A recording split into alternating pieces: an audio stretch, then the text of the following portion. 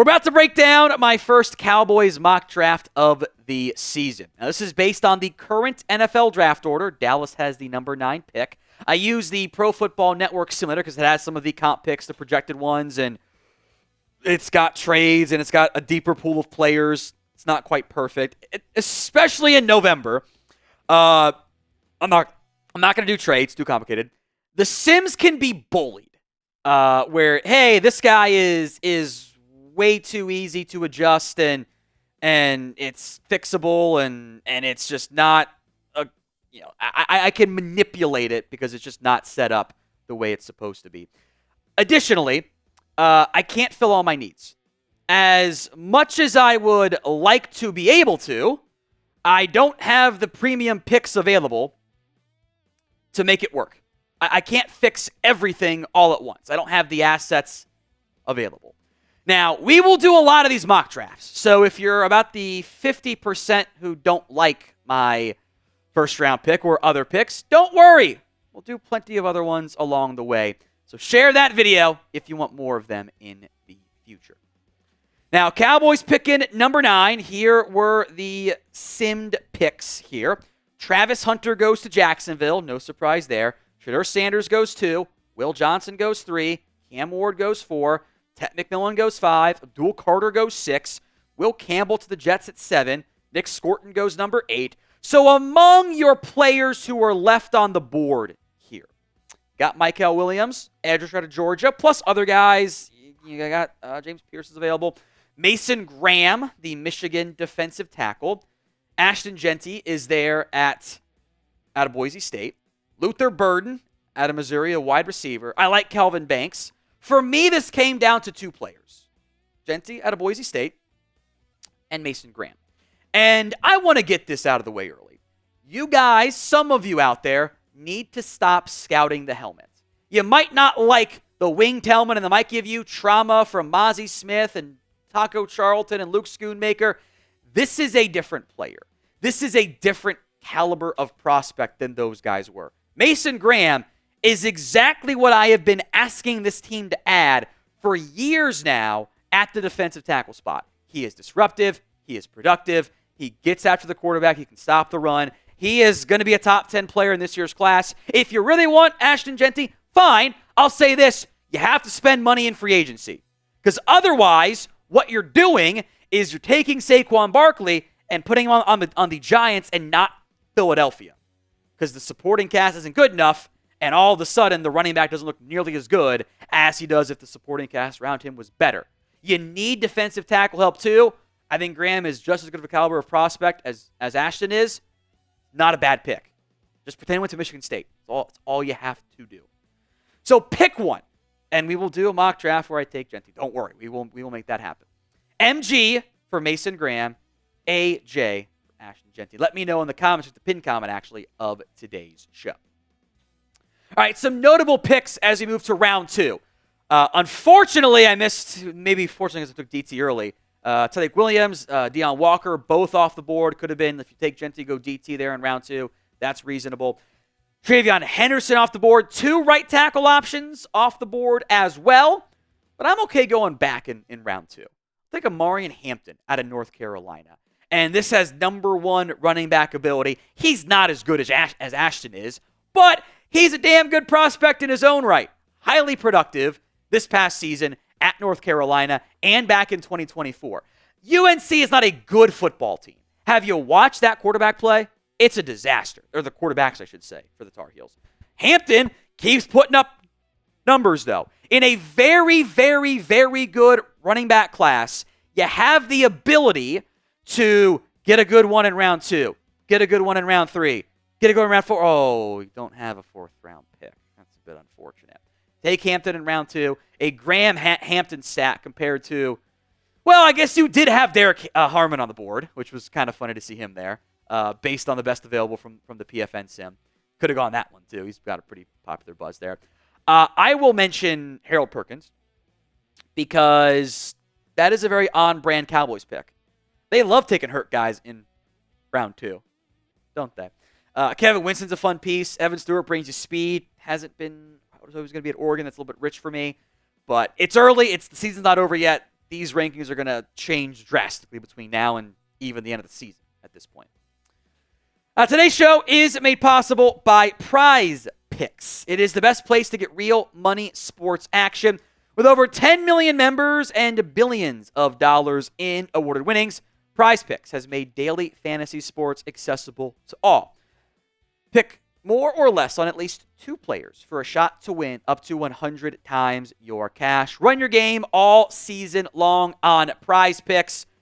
It is available in 30 states: California, Florida, Georgia, and Texas. It has an injury insurance policy. Player goes down the first half, does not return. Your lineups stay live even if one of your players gets hurt.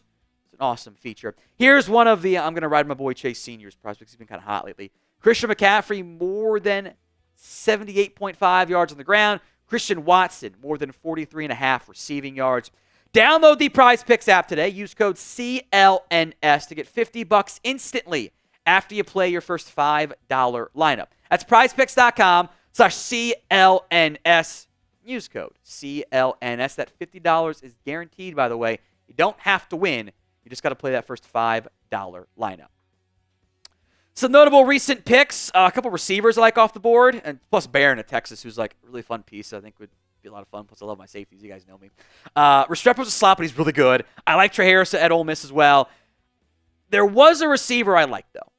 And that's my boy Elic Ayomanor out of Stanford. Now, he's not a burner, but he is a nice, bigger size receiver that can be your X, which I don't think you really have right now on this roster. Sorry, Tolbert. Sorry, Jonathan Bingo. The production has not been great this year. That's because Stanford's quarterback play sucks. They got nobody. There is at least, feels like, one play a game where Elic Ayomanor is just making ridiculous catches. You can go find, I think it was the Virginia game, where he's just like skying and making an unbelievable grab. He's had a 55-yard touchdown against Louisville again this year, had a 60-yard score against NC State. Like he continuously makes, Virginia Tech I think was the game actually. He makes really good plays. Got good size. He's listed at 6'2", 210. The quarterback play has hidden him. He's really, really good. There were some other notable players here on the board as well. Jack Cornelius out of Oregon. Jabbar Muhammad could be a fun nickel corner option for you a little bit out of Oregon. I think he can play nickel in the NFL. Dante Corleone, the Godfather from Cincinnati. It's a fun fit. Caleb Johnson out of Iowa. I think he's going to go earlier. But again, it's a great running back class. You can find a guy on day 2 and feel pretty good about your pick there. Now, regardless of round, who do you want the Cowboys to draft this year? Any round, any player, let me know in the comments section of today's show. Now, we will skip ahead since there is no 4th round. We won't do nearly as many of the here were the guys on the board because we've also got a bunch of 5th round picks. First up is the Purdue offensive tackle, Marcus Mbow, my bad, the M silent, who is, I think, is an underrated player right now. There's been some Senior Bowl like hype and stuff from him.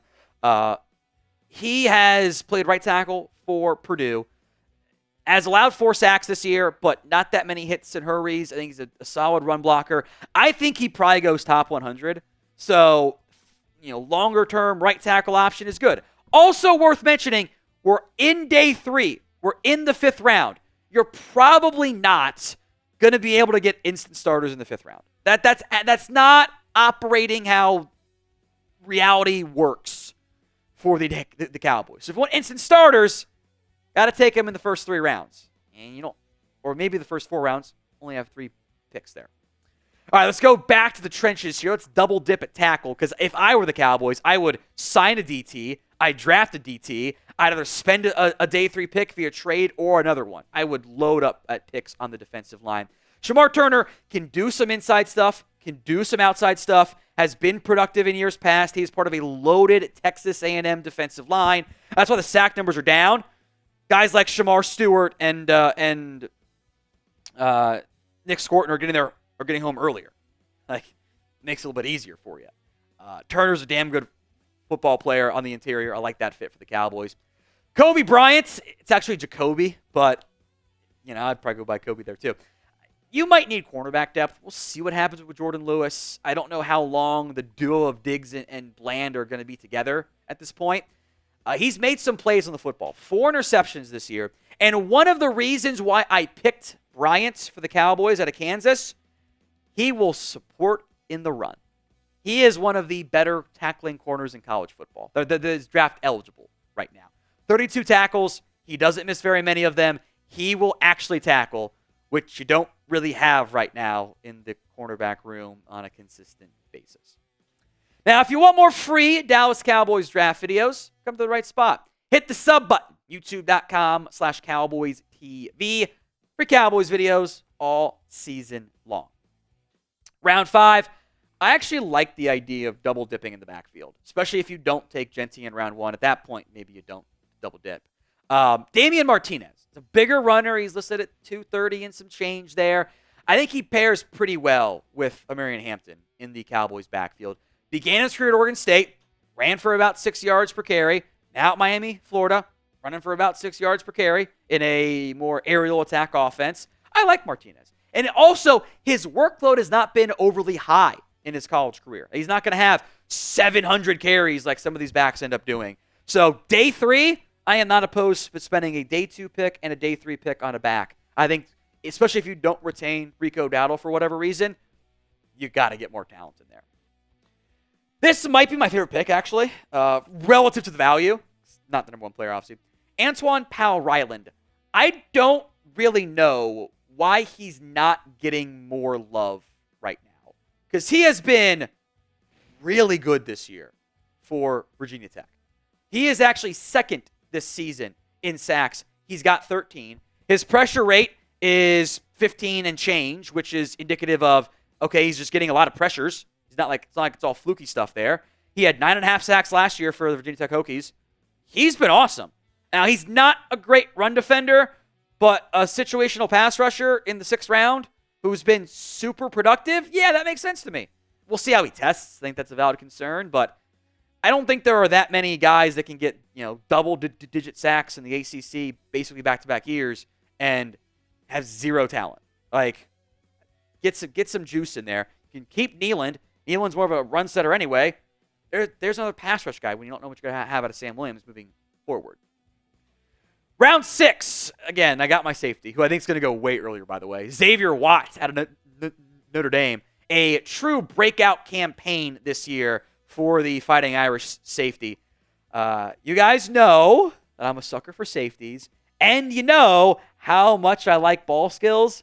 Look at that production from Xavier Watts. 12 pass breakups, 4 interceptions, 11 pass breakups, 7 INTs last year. The Sims are kind of broken. He should not be available in the 6th round. But that is a damn good safety prospect that I'm just gonna take advantage of the Sims. Like, I will simply draft the good players. I've often said that. That's all you have to do. Round 7, Jay Higgins out of Iowa. Pretty good coverage linebacker for the Hawkeyes, by the way. Good tackle numbers too, if you value that. I think at minimum, this is depth at linebacker and can be a core special teamer for you. Again, this guy averages about 10 tackles per game the past 2 years. Now, the numbers will be down a little bit this year because Iowa's not on defense as much this year. There aren't as many plays for them from just the per down basis perspective. But 7th round, linebacker depth, special teams help. There you go. So to recap the mock draft, sorry I can't fill all the needs. Mason Graham, Omarion Hampton, Elic Ayomanor, Marcus Mbow, Shemar Turner, Cobee Bryant, Damien Martinez, Antoine Powell-Ryland, Xavier Watts, Jay Higgins. Grade the Cowboys mock draft for me. A, B, C, D, or F. Sound off. You can be honest. I can take it in the comment section of today's show.